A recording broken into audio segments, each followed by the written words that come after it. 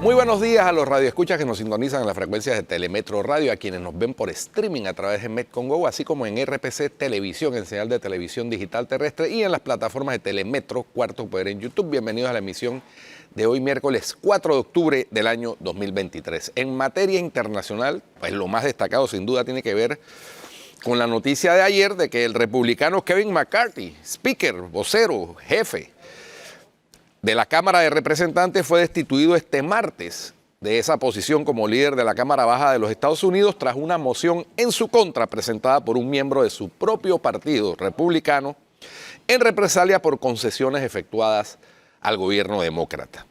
La resolución introducida el lunes por el ultraconservador Matt Gaetz fue aprobada por 216 votos a favor y 210 en contra, haciendo historia al ser la primera vez que una moción de este tipo sale adelante en la historia de los Estados Unidos.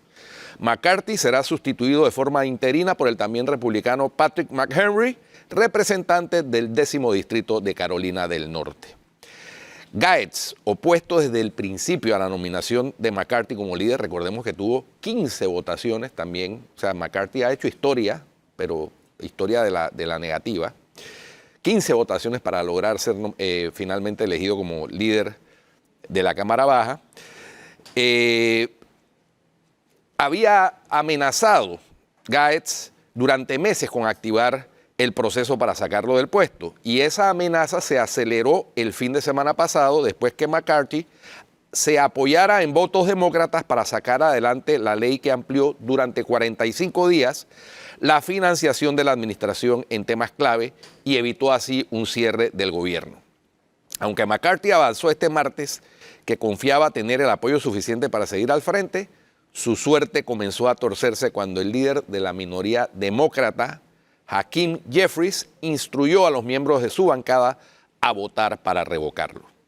Desde las elecciones de medio mandato del pasado noviembre, los conservadores tienen en esa Cámara 221 escaños y los demócratas 212. La moción necesitaba ser aprobada por mayoría simple. Activar la moción de censura requería solo que la impulsara un legislador, ya fuera demócrata o republicano, y que esa votación alcanzara la mayoría simple. Como hay 2 vacantes en la Cámara de Representantes, esa cifra se situaba en 217 votos. Solo otros 2 presidentes de la Cámara de Representantes en el último siglo han sido sometidos a una moción en su contra, ambas sin éxito. Contra los también republicanos Joseph Cannon en 1910 y Joe Bernard en el año 2015. En esa última ocasión no se llegó a someter a voto, pero su presentación fue un detonante para la dimisión de Bonner meses después. Las reglas de la Cámara de Representantes establecen que es el propio presidente de la misma quien debe elaborar una lista con sus posibles sustitutos en caso de que su puesto se declare vacante. Ese listado se hace público solo en caso de que esa situación se cumpla y la persona elegida actúa de forma interina hasta la elección del nuevo líder. Muy bien.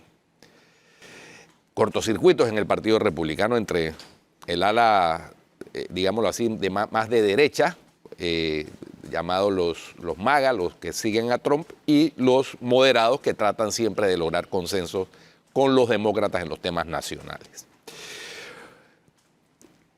La otra noticia impactante, informe del Alto Comisionado para los Derechos Humanos de la ONU, revela que Rusia ha matado en los pasados 6 meses a una media de 6 civiles al día en Ucrania.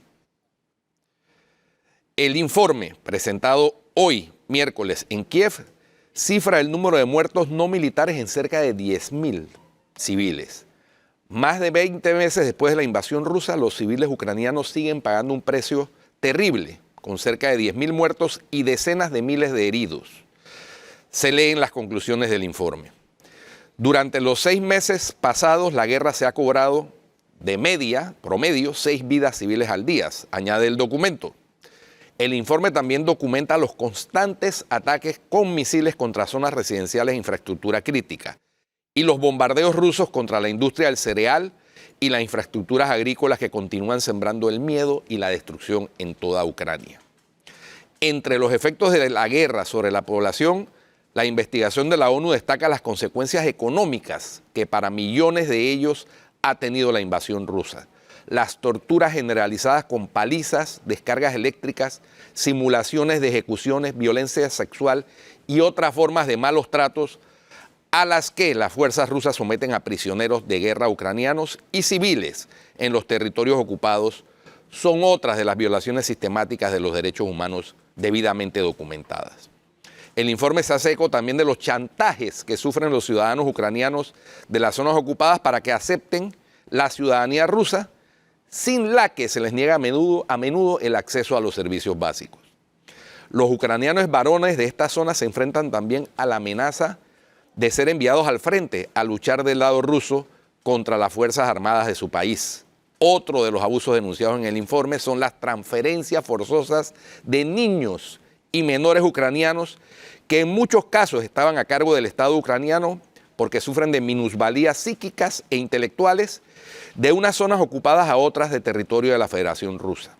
Además, el informe critica la severidad con que son perseguidos y a veces condenados delitos no violentos, como la justificación de la invasión rusa, en el cuestionamiento de la justificación de la invasión rusa en redes sociales, y pide además más claridad en la legislación para evitar decisiones arbitrarias en este sentido. Terrible, terrible las conclusiones del informe del Alto Comisionado de las Naciones Unidas para los Derechos Humanos, y por eso se explica por qué el señor Putin está requerido por la Corte Penal Internacional para responder por crímenes de lesa humanidad.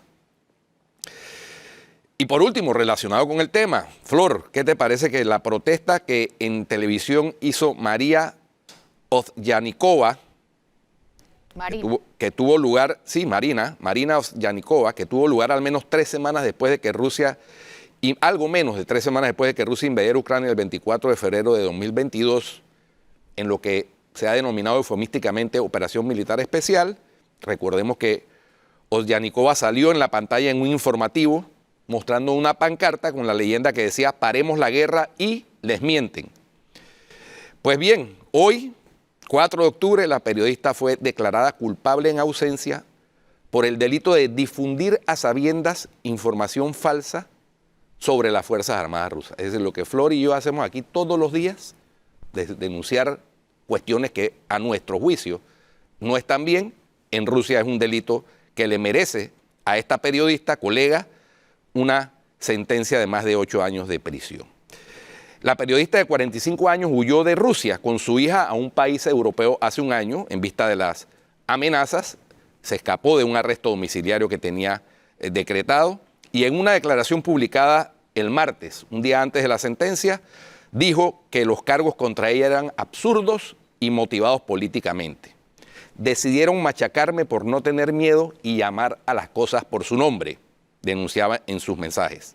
Y además dijo: por supuesto que no admito mi culpa, no niego ninguna de mis palabras. Tomé una decisión muy dura, pero la única moralmente correcta en mi vida. Y ya he pagado un precio suficientemente alto por ello, dijo la periodista rusa.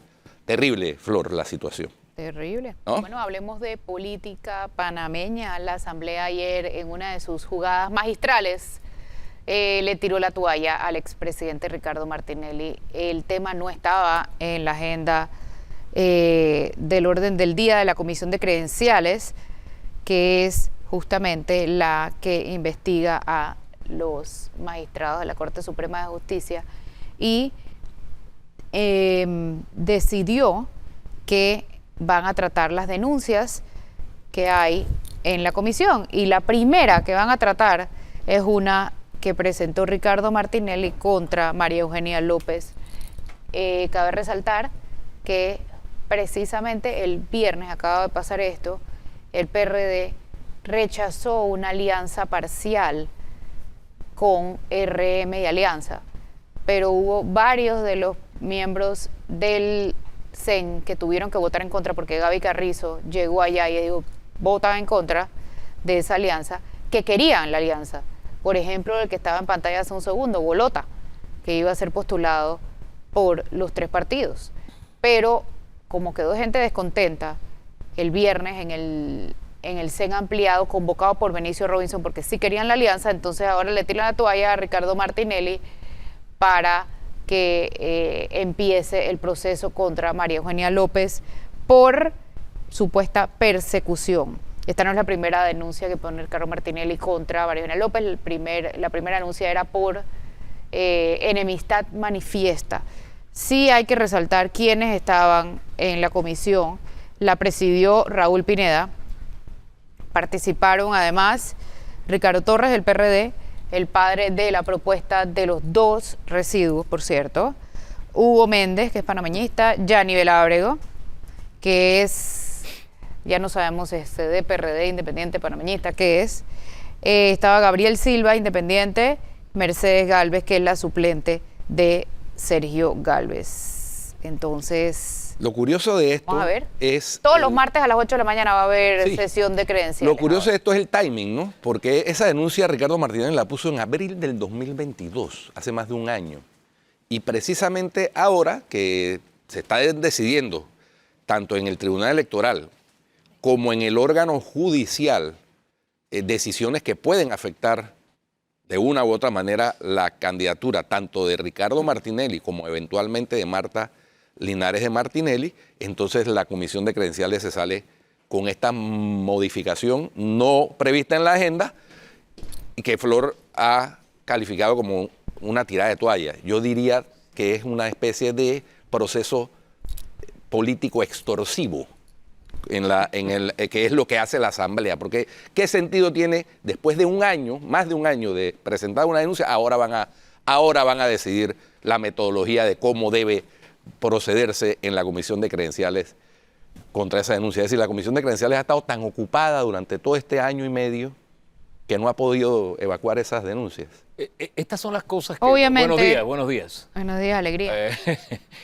Son las cosas que debemos repensar como país, este cruce de investigaciones, porque yo celebro que se investigue, independientemente del momento, pero claro que no es el mejor momento, pero celebro, y no es una contradicción, sino que al final ese es el trabajo que tienen que hacer. Tristemente sale en este momento, pero debe hacerse o se debe investigar tan pronto se presenta la denuncia. Es que así acumularla para un momento estratégico. Eso es lo que está mal. Eso es lo que está mal. Es que esa es la de las pocas labores que tiene la Comisión de Credenciales, aparte de la ratificación de los funcionarios a los que debe ratificar, de que acuerdo también con el lo aguanta reglamento, cuando quiere. Ver las Previo examen denuncias, exhaustivo a propósito. ver las debería ser así. denuncias contra los funcionarios Debería. que son denunciados ante la Asamblea. Entonces yo no entiendo por qué ahora, por ejemplo, en el caso de la de Martinelli, es de abril del 2022. Es ahí donde viene la suspicacia, viene todo este malestar. Y justamente después de 5 días 4 días, porque fue ayer, después de haber rechazado la alianza en la que querían apoyar, una alianza que querían apoyar varios de los que estaban ahí Y que presentes públicamente lo ayer. habían dicho, ¿no? Eso no es algo que se puede ocultar. Y lo de la línea que se lanzó tampoco es un hecho oculto. Todos saben que fue el vicepresidente y candidato presidencial Correcto. que llegó y dijo, no va. No va y punto. Y punto. Muchos están molestos No por pudieron hacer alianza territorial. no pudieron hacer la alianza territorial. Bueno, la nueva los que denominación más de las bravos- alianzas. Los que más bravos salieron fueron Alex Lee, el alcalde de Colón, y Su carnal Bolota y José Luis Fábrega. y su carnal Bolota. Pero los dos que más molestos salieron fueron ellos dos. ¿Y por qué? Bueno, y Carlos Pérez Herrera. ¿Y Carlos por qué? Pérez Herrera logró el quórum, pero se fue porque no se firmó la alianza. Ahora vuelvo al tema de la Comisión de Credenciales. Lamentablemente así funciona. Yo celebro que se investigue, no el momento. Pero es más triste cuando he estado en sesiones donde comienzan a leer el caso de fulano contra el magistrado tal, se Ni uno archiva. se lo lee, El ni uno taxo se lo del caso lee. se archiva. Entonces, esos son temas que tenemos que repensar precisamente para no caer Ni en estos siquiera se escenarios. leen los proyectos y ni siquiera, la mayoría de ahí no son ni siquiera abogados. Ellos dicen que tienen un cuerpo que hace el análisis y le hace la recomendación. O sea que ellos son ellos deciden, solamente hablan. ¿no? solamente No sé, por eso te digo, deciden. ese es un tema que ¿Cómo hay vas que a repensar. decidir? Porque al ¿Cómo van final a estamos hablando de decidir? justicia. ¿Cómo van a tomar decisiones jurídicas si no son siquiera abogados? Bueno, Eso es una locura. Esa es una de las contradicciones funcionales que tiene nuestra Constitución. Por eso te insisto. En las funciones designadas a la Terrible, Asamblea. Es un terrible. tema que Porque tenemos que repensar. esa comisión, que es el primer filtro, Sí. por lo menos el primer filtro de las denuncias, debería estar conformada preferiblemente por conocedores del tema jurídico. Pues sí. Y Eso además, sería lo aunque lógico, fueran ¿no? abogados, no todos los abogados pueden impartir justicia de esa manera, por favor. Pero si ya hemos visto O juicios. sea, es un exabrupto eso. Hemos visto juicios en la corte, en la asamblea, perdón, en donde la asamblea es un ente político. Pero es Entonces, que esa es su ¿Por qué va a naturaleza. impartir justicia? entonces, Esa es su naturaleza. Por eso ese tema hay que repensarlo porque se convierte en una herramienta. Usted usó de la palabra extorsión. Sí, bien cabe la figura. Claro que cabe. ¿Pero es por qué? Porque lo permite la propia Constitución, la que establece quién investiga a quién cuida a quién está detrás de los pasos de quién. Ahí está el es resultado. perverso en los dos sentidos. Sí, en los dos. En el sentido de los pactos de no agresión En los dos. o en el sentido Sí. de la extorsión. Sí, y es lo ¿No? triste porque Así esos es. pactos incluyen al órgano del Estado que tiene que ser el balance en democracia, que es el órgano judicial. Correcto. Porque si acá llueve, allá no escapa. Es el que tiene o está llamado, de acuerdo con la Constitución, a servir de talanquera o de freno a los excesos de los otros dos órganos del Estado. Pero si está amarrado con una amenaza Hablando de remover, de- pues no puede cumplir la función. Oye, de acabar. hablando de órganos del Estado, tu entrevista con Zulay Rodríguez hoy, Sí. y esos suspiros. No, salí cansado del noticiero. Fue un noticiero. No lo digo por su like, fue un noticiero. Hombre, Pero con un final. esto no es un tema de sentarse a presentar noticias. No. Casi no había cuarto poder por tu culpa. No, tampoco. Es Se que pasó unos queríamos minutos, hablar de se varias pasó cosas unos y no fue minutos. posible. El tiempo se fue. Oye, pero es que ella no paró de hablar. No, pero es que no paró de hablar con Entonces cosas que no le habían pero déjame, preguntado. le decía a Hugo, déjame Sí. terminar de estructurar Pero mi idea. espérate. Entonces, Respondió pera a manzanas en todas las preguntas. Sí, pero es que es un poco complicado y difícil. Lo tengo entrevistas- clarísimo. Sí, exacto, sí. Lo tengo claro, pero no respondió. Bueno, respondió, ella dio sus respuestas. Son sus respuestas. Sí me quedé con algunas dudas. Si yo pido una audiencia, porque no voy a la audiencia, pero el tiempo no permitió ir más allá. Ella tiene una personalidad muy, muy especial, amada por muchos, eso usted no lo puede negar. Zulay Rodríguez tiene un capital político, tiene muchos seguidores. Nosotros que medimos el rating, hombre, cuando ella aparece, el rating aumenta. Hay otros candidatos que cuando vienen, mata rating. el rating... Mata rating. El rating se cae. Pero ¿qué le puedo decir? No le puedo revelar esas infidencias. Le llego hasta ahí. Ella tiene quienes la aman así como es y hay quienes la critican por ser como es. Claro que le preguntamos y ella respondía según ella quería responder. Y le repreguntábamos por ejemplo, y yo no había, quería, yo quería escuchar forma, ¿no? por qué está aceptando una postulación de RM si lo criticó tan duramente y lo acusó de pincharle el teléfono. Ella dice Sí. porque prometió cosas para San Miguelito. No. Ella ahí sí contó una historia. Traté de interrumpirla varias veces porque la historia se hizo muy larga. Pero al final es porque, bueno, ella recibió un espacio que paga en el medio de comunicación que tiene el expresidente. Eso fue, es lo que entendí, ¿no? Que ahí fue donde se hizo el clic. Porque ya esa pregunta. Que se le venían insistió hablando desde y- el año de hacer la pera. Pero en fin, ahí fue donde se hizo el clic. Entendí en la larga historia que contó. Ese es el oportunismo Sí, pero- político del que siempre sí, hablamos aquí. Zulay siempre se quejó públicamente de haber sido intervenida en sus comunicaciones Sí. privadas. Y en términos muy incluso- fuertes. Horribles. Incluso de haberse difundido esas comunicaciones Sí, señor. privadas de ella con el esposo, que son de conocimiento público, no es un secreto, han sido ampliamente difundidas desde el año 2011 hasta la fecha. Cosa que estuvo mal. Difusión que nosotros criticamos. Por supuesto, porque mire, estuvo mal. ese es un tema, creo que es la mejor muestra de que la intimidad se tiene que respetar. Independientemente y que de todos quién tenemos sea. derecho a la intimidad, porque lo que una pareja hace en la intimidad, sea discutir, sea enamorarse, sea lo que sea, corresponde a esa pareja. Nadie tiene el derecho de intervenir en ese sagrado vínculo del matrimonio. Ella señalaba directamente a Ricardo Sí. Martinelli de ser el responsable de esas intervenciones. Exacto. Y ahora la postula. Es que es el oportunismo político en Entonces- su máximo esplendor. Claro, es el... El otro tema es si vas a correr por 3 cargos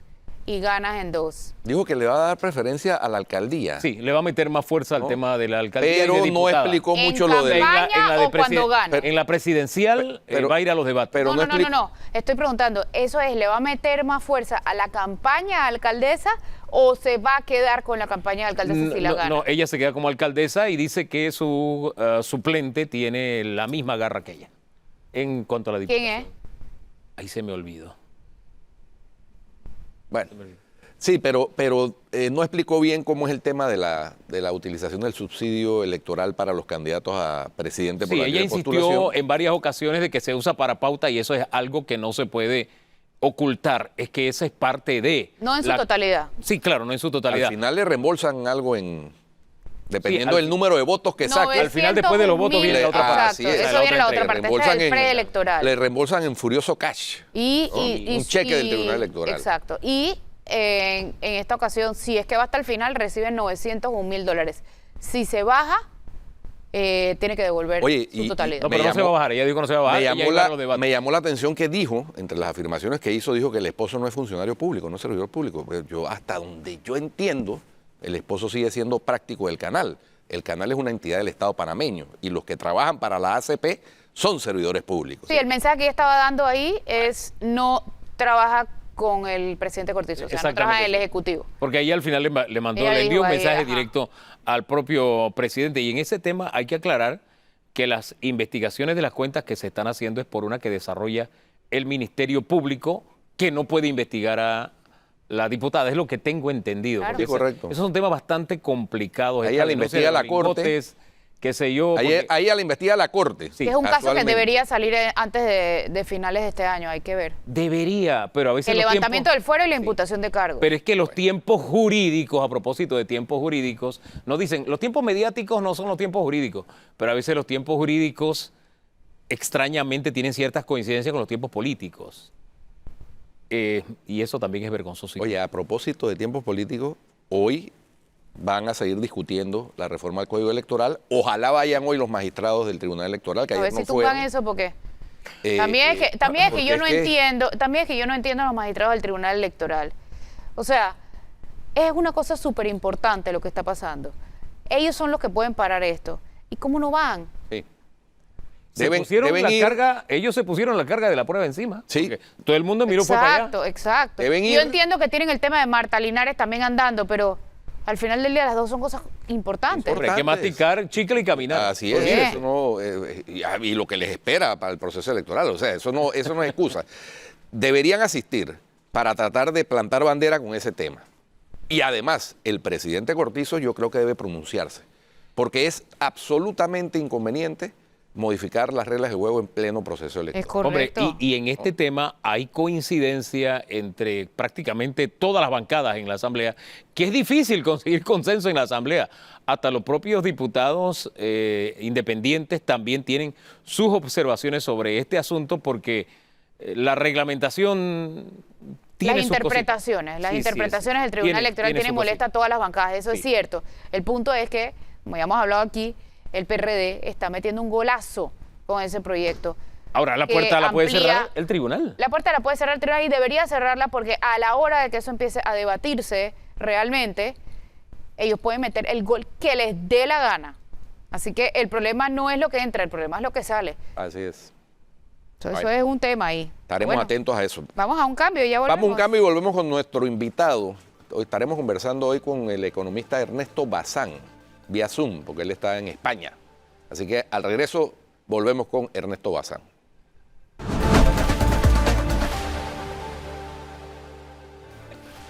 Estamos de regreso con más. Ya estamos conectados con el invitado vía Zoom, el economista Ernesto Bazán. Bienvenido, Ernesto. Buenos días. Te agradecemos. Sé que estás haciendo un esfuerzo porque Ernesto se encuentra en España. Así que para comunicarse, pues, si bien hay una diferencia de horario que le favorece, él tuvo la deferencia de contestar ayer la invitación que le hicimos para conversar. Entre otras cosas, Ernesto, sobre el tema de la calificadora Fitch Ratings y el informe en donde deja entrever varias cosas relacionadas con el manejo fiscal de la actual administración, pero con otros temas que subyacen en la preocupación de Fitch Rating, que ha hecho que nos rebajen de la perspectiva de estable a negativa. Bienvenido, Ernesto. Muy buenos días. Gracias por la invitación. Efectivamente, pues la calificación se ha ratificado, pero la perspectiva se ha modificado. ¿Y qué significa eso? Significa que lo más probable es que la próxima revisión haya una disminución en la calificación de riesgo, en opinión de Fitch Ratings. Entonces, ¿y eso a su vez qué significa? Significa que como Panamá tiene su calificación soberana en el nivel mínimo del grado de inversión, entonces muy probablemente estaría perdiendo ese grado de inversión y estaría pasando a la categoría inferior de calificaciones, que es la categoría de grado especulativo. ¿Y eso qué significa? Bueno, por si acaso, digamos, las calificaciones con grado especulativo, los bonos de esa categoría o de ese grupo son denominados bonos basura o bonos chatarra, ¿no? Y entonces estaríamos nosotros como país en ese grupo. Ahora, ¿qué significa eso? Significa básicamente que el país se va a perjudicar enormemente, no solamente, digamos, a nivel de las finanzas públicas, sino sobre todo a nivel del panameño de a pie, el ciudadano común y corriente, que va a sufrir las consecuencias de esa pérdida de grado de inversión. Básicamente, lo que yo visualizo es que habrían dos efectos en el ciudadano, digamos, panameño de a pie. El primero tiene que ver con los menores servicios que estaría recibiendo por parte del Estado. Es decir, cuando la calificación baja, la tasa de endeudamiento del país sube. Entonces, en el presupuesto se agranda el monto de intereses que se tiene que considerar. Hay que pagar más intereses y, sobre todo, en una época en la que nosotros estamos viviendo una tendencia al alza en las tasas de interés internacionales, ¿no? Entonces eso se agravaría porque además la calificación, al ser menor, elevaría el costo de endeudamiento. Entonces el cálculo es de 50 millones de dólares, más o menos, por cada 0.1% que incremente el costo ponderado de la deuda panameña, ¿no? Entonces, por cada 0.1% al país le cuesta 50 millones de dólares más. Entonces, obviamente va a tener que reducir 50 millones de dólares de otros gastos, ¿no? Gastos de seguridad, gastos de salud, gastos de educación, y entonces el panameño recibiría menos servicios. Otras opciones son, pues, cubrir esos 50 millones con deuda, lo cual sería inconveniente e irresponsable, porque si seguimos elevando el nivel de endeudamiento, la calificación de riesgo seguiría desmejorando y por lo tanto el perjuicio sería mayor. Claro. Y la otra opción hace es, menos de una semana se emitieron otros 1.000 millones en bonos. Sí, hay que explicar, permíteme terminar la idea de cuáles son los dos efectos, digamos, en el panameño de a pie. El primero son menores servicios y el segundo sería un mayor costo en sus obligaciones financieras. El panameño está normalmente endeudado, ¿no? O sea, los créditos internos versus el PIB están alrededor de 90%. Es el segundo más alto de Latinoamérica, el promedio está en 40% aproximadamente. Entonces, la familia panameña destina parte de su presupuesto, y a veces una buena parte de su presupuesto, para pagarle a los bancos y a las financieras. Entonces, al subir las tasas de interés para el Estado panameño, también suben las tasas de interés para los bancos panameños. Y los bancos panameños, al ver que su tasa de fondeo se eleva, obviamente tienen que cargar ese aumento en el costo a los clientes finales. Entonces, el panameño tendría una subida en su hipoteca, una subida en las tasas de interés de sus tarjetas de crédito, que ya venía ocurriendo producto del aumento de las tasas de interés. Entonces, en consecuencia, el panameño tendría que pagarle más dinero a los bancos y tendría un presupuesto afectado. Por lo tanto, sí hay una afectación directa en el panameño de a pie. O sea, este no es un tema esotérico, este no es un tema solamente de la macroeconomía, sino que termina llegando a la microeconomía. Ahora, con relación al comentario de Flor, que es las emisiones que se están haciendo. A ver, la deuda es una consecuencia, ¿no? La deuda es una consecuencia que los gastos se han convertido en gastos incontrolables y que producto de ese incremento excesivo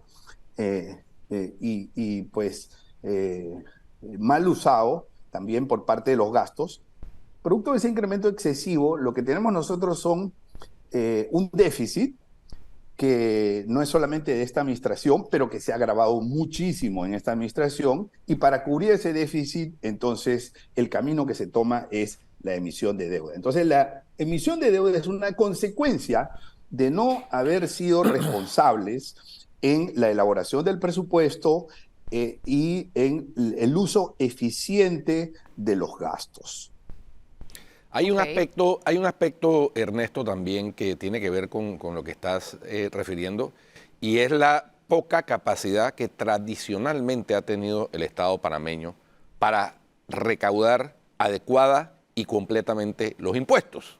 No es un secreto que aquí hay muy poca gente, incluyendo los trabajadores que se los cargan, se los retienen en la fuente, que paga sus impuestos completamente. Mucha gente o evita o evade, aún habiéndose aprobado la penalización de la evasión dolosa de impuestos. Hay varios casos andando, creo que son varios, me refiero no a 2 o 3, hay como, entiendo que más de 150 casos penales andando por eso.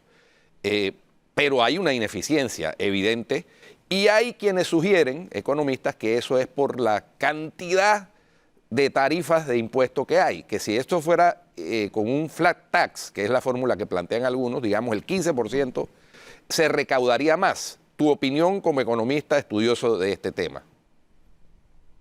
Sí, bueno, primero estoy de acuerdo en que podemos recaudar mejor.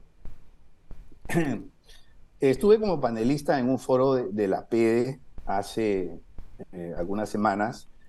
Estuvo también como panelista el director de la DGI, y se habló en ese foro, otros especialistas también, de una evasión que podría estar rondando los 3.000 millones de dólares anuales, ¿no? Otros especialistas hablan de 5.000 millones de dólares anuales. Entonces, yo creo que sí, y el ejemplo lo vemos día a día cuando vamos a un restaurante y nos dan una precuenta, y pues uno tiene que pedir la factura, Sí. ¿no? O sea, cuando realmente la obligación Y te preguntan si la quiere, ¿de que la quiere? Claro, o sea, pero es que eso cómo va a ser, si es una obligación Correcto. legal del que da el servicio dar la factura. Entonces, vivimos una cultura que tiene muchas oportunidades de mejora, pero también es cierto que la DGI tiene pocas capacidades de fiscalización. Entonces, la DGI no es una entidad autónoma. Y hay que darle autonomía a la DGI, como se ha hecho en otros países, como se ha hecho en Colombia, ¿no? O sea, en Colombia no te pasa eso, que vas al restaurante y te preguntan si tú quieres factura. Eso Bueno, no usted sucede. sabe que el ministro de Hacienda de Colombia hace como 8 años llegó a un restaurante, le preguntaron eso y cerró el restaurante por 2 días. Bueno, porque no y le de dieron la eso yo factura. te aseguro que no ha vuelto a pasar. Eso fue con noticia mucha en Colombia frecuencia. hace un par de años, por eso mismo. Es que, claro, entonces, pero actualmente tú vas a Colombia y pues te dan las facturas, ¿no? Entonces, otro caso es Perú, por ejemplo, ¿no? Que tienen, pero tienen, digamos, fiscalizaciones que son autónomas, ¿no? Entonces ahí tenemos un gran reto. Hay que dotar además de un buen personal en cantidad y en calidad, ¿no? Auditores de la DGI que hagan, digamos, una supervisión más efectiva. Pero cuando tienes el presupuesto restringido, porque no eres una entidad autónoma, es mucho más difícil. Cuando tú ves las experiencias en otros países de Latinoamérica, estas inversiones en más recursos para fiscalización, tanto personas, tecnología, mejora de procesos, han tenido sus frutos, y yo creo que sí se puede, digamos, elevar el nivel de recaudación. Yo creo que la facturación electrónica va a ayudar, ¿no? Y también yo soy de los que piensa que necesitamos un canal de denuncias de la ciudadanía, ¿no? Un canal de denuncias para que cuando los restaurantes no nos den la factura, o cualquier establecimiento no nos da factura, entonces nosotros podemos elevar una denuncia a través de este canal confidencial, y eso es algo que finalmente termina ayudando al país. Claro. ¿Por qué? Porque estamos denunciando a gente que no hace lo que tiene que hacer y Claro. no cumple con sus deberes legales. Hombre, donde se pueda denunciar incluso que te sugieran, porque la sola sugerencia es irrespetuosa. Si Claro. uno quiere ¿Violar la ley? con- ¿O si uno con factura o quiere sin factura? respetar No, la ley? y lo ¿no? que también te están preguntando Sí. es, ¿me dejas violar la ley? No, sí, Exactamente. con ¿Quiere que la ITBMS, violemos encima juntos? te ¿Con cobran- y ITBMS encima o te sin cobran ITBMS? El Sí. ITBMS. Sí. Encima Sí, te sí. cobran el ITBMS. Ese detalle es importante. Oye, Y te piden si vas a añadir el 10% de servicio. Sí. ¿no? Pero espérese, no Entonces, contestó lo del flat tax. ¿Está de acuerdo con el flat tax? No, no estoy de acuerdo con usted. ¿Por qué? ¿Por qué? Porque, digamos, la recolección de impuestos tiene mucha complejidad y cada caso tiene sus propias particularidades, ¿no? Por ejemplo, tenemos impuesto a los dividendos, tenemos impuesto a los inmuebles, tenemos impuesto al ITBMS, no podemos ponerle 15% a todo eso. Pero tú me permites decirte, ¿sabes con qué yo estoy de acuerdo? En que no le cobremos a los empresarios de manera adelantada los impuestos del año siguiente. Porque eso hace que en la práctica la tasa de impuestos no sea 25%. Eso hace que en la práctica la tasa de impuestos sea 50% de la utilidad. Porque le está cobrando lo de este año y lo del próximo año, que se llama impuesto estimado. Claro, se le da 3 trimestres para que paguen, digamos, ese impuesto estimado, pero en la práctica estás colocando una tasa efectiva del equivalente al 50%. Esa fue una perversión del sistema inventada ante la incapacidad precisamente de cobrar los impuestos como debe ser. Pero yo quisiera regresar al tema original. Pero déjame terminar. A ver. ¿Qué pasa con eso? O sea, digamos, como economista te puedo decir que cuando la tasa de impuesto es muy alta, y si asumimos que equivale a un 50%, si la tasa de impuesto es muy alta, entonces ¿cuál es la consecuencia? Evasión. Es muy sencillo. Si la tasa de impuesto es muy baja, pierdes recaudación. Si la tasa de impuesto es muy alta, tienes evasión. Lo que hay que hacer es mantener un equilibrio. Claro. Entonces, si tú me preguntas mi opinión personal, yo quitaría ese, digamos, instrumento de cobro adelantado de impuestos, porque además es una renta que no existe todavía y que se asume que va a existir, ¿no? Entonces, ahora sí, por favor, Hugo, y disculpa que... Es que lo que propone es un poquito difícil porque al final te estoy cobrando por adelantado. Sí. Y que el gobierno diga, ¿sabes qué? No te voy a cobrar por adelantado cuando lo que necesitas es plata para hacer lo que ya todos sabemos que se hace. Es un poco difícil, pero le decía que quería volver al tema original porque a propósito de gobierno, a mí me llama la atención los argumentos que el gobierno ha usado luego de que Fitch se pronunciara. Primero, insiste en decirnos, ¿sabes qué? La calificación sigue siendo estable. Como quien dice, aquí no ha pasado nada. Segundo, aquí no hemos perdido el grado de inversión. Es decir, tranquilos que aquí no ha pasado nada. Tercero, voy a extender el vale digital, como si aquí no hubiera pasado nada. Me da la impresión que está como en una especie de negación, porque el panorama... Están en una especie de campaña. Porque al final usted nos dibujó muy bien de que sí tiene un efecto. Seguir como el avestruz metiendo la cabeza en la arena es sano para el país, aunque estemos en campaña. Bueno, yo estoy de acuerdo en que, digamos, no se ha respondido reconociendo los errores que se han cometido, ¿no? O sea, vivimos una economía del despilfarro y hay que reconocer que se requiere una reducción de gastos. Yo no veo esos argumentos. Yo leí, digamos, la respuesta, porque el MEF sacó un comunicado en su página web. Sí. Y prácticamente, si ustedes leen el último párrafo, el párrafo que concluye, ¿no? Se sostienen en lo que han hecho, básicamente. Se refiere al déficit actuarial del sistema de pensiones. Entonces, parecería que, de acuerdo con ese comunicado, pues el sistema de pensiones, el déficit actuarial que ellos heredaron, es el culpable, digamos, de todas estas medidas, cuando eso es solamente un agravante, porque lo que viene para el año 2024 es un panorama económico muy, muy complicado. Yo no he visto que, digamos, el Ministerio de Economía y Finanzas esté reconociendo sus errores. No he visto ningún acto que busque o ninguna decisión que busque enmendar el camino, y eso nos va a llevar a un escenario lamentable donde el perjudicado va a ser el panameño de a pie. O sea, este es un castigo para la sociedad. el panameño se va a empobrecer, para decirlo en una sola frase. Si nosotros perdemos el grado de inversión, el panameño se va a empobrecer. Esa es una forma coloquial de decirlo, pero que es la realidad.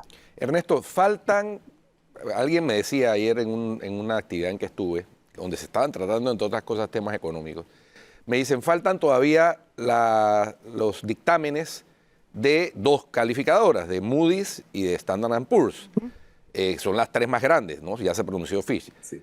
Pero por lo general coinciden las tres, con algunas pequeñas diferencias, pero coinciden cuando hay una calificación como esta. Es muy probable, Ernesto, según tu perspectiva, que tanto Moody's como Standard & Poor's coincidan en reducir la perspectiva de estable a negativa con miras a los argumentos que ha esbozado Fitch o las causas que ha esbozado Fitch, que son básicamente, sí, el sistema de pensiones, pero también tenemos el tema de la negociación con la mina, que no termina de concretarse, ¿no? Sigue estando en un limbo jurídico, y por último le metió el ingrediente político, por primera vez, Ricardo Martinelli, de la perspectiva real de que Ricardo Martinelli sea elegido presidente. Sí, gracias por esa pregunta. Mira, pues yo he trabajado en calificaciones de riesgo desde el año 1997, que justamente en Perú entré a trabajar a una filial de Fitch Ratings. He trabajado también para filial de Moody's en Panamá y conozco muy bien cómo funcionan las cosas por dentro, ¿no? Mira, entonces yo lo que te puedo decir es lo siguiente: no es usual, es decir, no es normal que en un informe de calificación de riesgo se mencione un nombre propio. Tú puedes mencionar incertidumbres políticas, ¿no? Pero es raro, es muy inusual que tú menciones un nombre propio como el que se ha mencionado, que es el de Ricardo Martinelli. Y bueno, obviamente conocemos, sabemos que Ricardo Martinelli es una persona que ha sido, digamos, designado como corrupto por los Estados Unidos, y evidentemente ese es un tema que preocupa a la calificadora de riesgo, ¿no? Pero bueno, volviendo al tema, ¿qué podría pasar con las otras calificadoras? Y aquí voy a contarles un poquito de cómo funciona el mundo de las calificadoras, ¿no? Normalmente, es cierto lo que dice Guido, normalmente las calificadoras no están muy distantes. Pero ¿qué pasa? Si Fitch Ratings baja un nivel, tendríamos a Fitch Ratings muy distante de Standard & Poor's y Moody's, porque estarían a dos categorías de diferencia, pero además en dos grupos diferentes: Fitch Ratings en el grado especulativo y Standard & Poor's y Moody's en el grado de inversión. Entonces, yo les puedo asegurar que cuando Fitch Ratings sacó el comunicado sobre su decisión de modificar la perspectiva, en ese momento el jefe del analista de Standard & Poor's y el jefe del analista de Moody's estaba llamando al analista a pedirle explicaciones. ¿Por qué nosotros por qué nosotros estamos distantes? ¿Por qué no estamos tomando una decisión? ¿Por qué no estamos viendo nosotros lo que Fitch Ratings está viendo? Y créeme, porque lo he vivido, que esa presión es muy fuerte y ningún analista de la calificadora quiere vivir esa presión. El analista probablemente tiene 2 o 3 días para prepararle un informe, y hay algo del informe de Fitch Ratings que es muy importante. Y el informe habla de un ajuste en el presupuesto de $4.000 millones de este presupuesto 2024. $4.000 millones no es poca cosa. Las otras calificadoras no hablan de esos $4.000 millones. Entonces, es muy probable, ¿no? Y aquí estamos, digamos, suponiendo, pero yo lo considero muy probable, que en las otras calificadoras se estén preguntando por qué nosotros no estamos mencionando, por qué nosotros no hemos visto ese ajuste de $4.000 millones, ¿no? Entonces, creería que en las próximas semanas se podrían manifestar Standard & Poor's y Moody's, y lo más probable es que terminen viendo a través de un análisis exhaustivo lo que está viendo Fitch Ratings. Fitch Ratings está viendo que cumplen con el límite de la Ley Social de Responsabilidad Fiscal, haciendo trampita. ¿Por qué? Porque difieren intereses por 364 millones para periodos futuros a fin de cumplir con el 4% que establecía la ley, y llegaron con ese diferimiento a 3.93%. Es decir, a través de esa maniobra contable logran cumplir el déficit. Y eso lo menciona Fitch Ratings. 2 veces. ¿No? Sí. Entonces, Fitch Ratings dice, no hubiesen llegado al 4% si no hacían esa maniobra contable. Entonces, mi percepción es que hay una pérdida de confianza por parte de la calificadora de riesgo y eso es muy peligroso. Y creo que puede terminar contagiando e influenciando las decisiones de otras calificadoras que, aunque son independientes, difícilmente van a ver algo distinto. Además de la trampita, que es la palabra que usted usó para esta maniobra, que es evidente, hay un elemento también diferenciador y es que Fitch no ha comprado la tesis de la inversión, como le llama el gobierno, a algunos subsidios, pero las otras calificadoras sí. Eso podría cambiar porque es que este informe es tan demoledor que la pregunta que me hago es la óptica que han tenido las otras calificadoras con ese renglón, que no es el único, son muchos renglones, pero la perspectiva sería de variarla porque lo que nos está diciendo la realidad es que no es una inversión, estos subsidios sostenidos. Yo creo que es muy probable que la óptica de las calificadoras Standard & Poor's y Moody's se modifique un poco, porque no solamente es ese tema que menciona Hugo, en donde los subsidios están registrados como inversiones y no están registrados como lo que deberían ser, que son gastos. Entonces, pero no solamente es ese tema, son varios temas. Y yo pensaría que digamos, esto tiene dos efectos. Tiene un efecto matemático, porque cuando tú tomas los subsidios y los pones en los gastos, tu déficit fiscal ya no es el mismo, en primer lugar. Y en segundo lugar, tiene un efecto también en la confianza, porque es muy importante, digamos, que la calificadora sienta confianza en que le están dando los números correctos. Y esa parte creo que se está afectando. Bueno. Muchas gracias, Ernesto, por tu gentil participación desde España. Para Cuarto Poder, vamos a un cambio y regresamos con la parte final del programa. Las gracias a ustedes.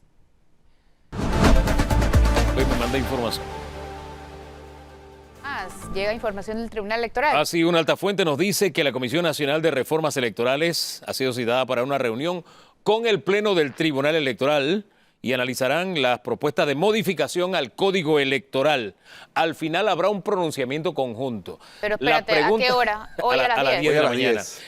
La pregunta que le hice a mi fuente es, oye, los magistrados van a analizar el tema del residuo, que es a propósito la raíz del mal o lo que está abriendo la puerta para lo que están proponiendo los diputados, y no me ha contestado. Y ojalá el pronunciamiento lo hicieran de viva voz en la sede de la Comisión de Gobierno, que es donde se está discutiendo esto. Como debe ser. Así es, porque si es un tema electoral, los magistrados tienen que tener una palabra. Yo no digo que la última, pero sí tienen que tener una palabra. Y eso es importante de que no es la última, y el llamado a la reflexión es importante porque así como le hace mal la iniciativa legislativa a mitad del juego, si hay algo que a la mitad del juego se debe corregir por parte del propio tribunal, creo que es buen momento para hacerlo. Claro. Creo que es buen momento. Aquí, no es el momento para choques. Aquí, hablando un poquito del tema que conversamos con Ernesto, me dice alguien que sabe, me dice que las causas de reducción de la calificación se conocen por parte de las calificadoras hace más de 10 años, si es el tema del IBM, pero que de alguna manera la habían omitido en los informes anteriores. Sí. ¿No? Cuando eso está ahí, todos estamos conscientes que esa causa está ahí latente. Sí, a mí lo que me incomoda de cómo el gobierno está manejando esto a través de sus voceros oficiosos y también la información oficial, es que ahora están tratando de plantear que el malo de la película es Fitch, cuando hasta ahora ellos aplaudían los informes de Fitch. Tampoco nos conduce a nada bueno. También me informan, y es verdad, que Moody's desde hace 12 meses puso en perspectiva negativa a Panamá. Oiga, no es novedad lo de Fitch. La novedad es lo que anotaba Ernesto, que hablan con nombre propio de un tema político. Eso sí es... Eso es novedosísimo. Sí, eso es... Sí. No es usual. Oiga, me contestan del Tribunal Electoral, dice que sí, que van a analizar directamente la raíz de todo lo que está pasando, que es la, vamos a llamar, interpretación o reglamentación que tiene el tribunal respecto a la elección de los residuos, que es lo que ha abierto la puerta a que en la Asamblea no haya solamente una propuesta, haya varias. Es la excusa, ¿no? Es la excusa para meter el gol. Pero Porque le puedes quitar el piso Así es. si corrige, porque realmente Así es una O sea, hay reglamentación que cortarlo de raíz y punto. bastante amplia que para quede como, ser como- diplomáticos. como estaba. Un residuo, Sencillo. una Por R alianza. con el aliado. Oye, no Punto. revuelvas. Uno solo puede estar en la Hasta en la uno R. solo. Revuelvas el ambiente hasta allí. Bueno, vamos a estar pendientes, es en 1 hora ya, así que... Oye, ahora se nos no acabó el dice, A tiempo, estar pendiente de seguido. eso. Bueno, listo. Se nos acaba el tiempo por hoy. Si usted sigue con Telemetro Radio, siga con el brunch. Ahí lo esperan pues los muchachos del brunch. DJ Alex, Juancho Villaverde y Andrés Morales. Y en RPC Televisión, habla ahora con el profesor José Escobar y Delia Muñoz. Hasta mañana. bendiciones.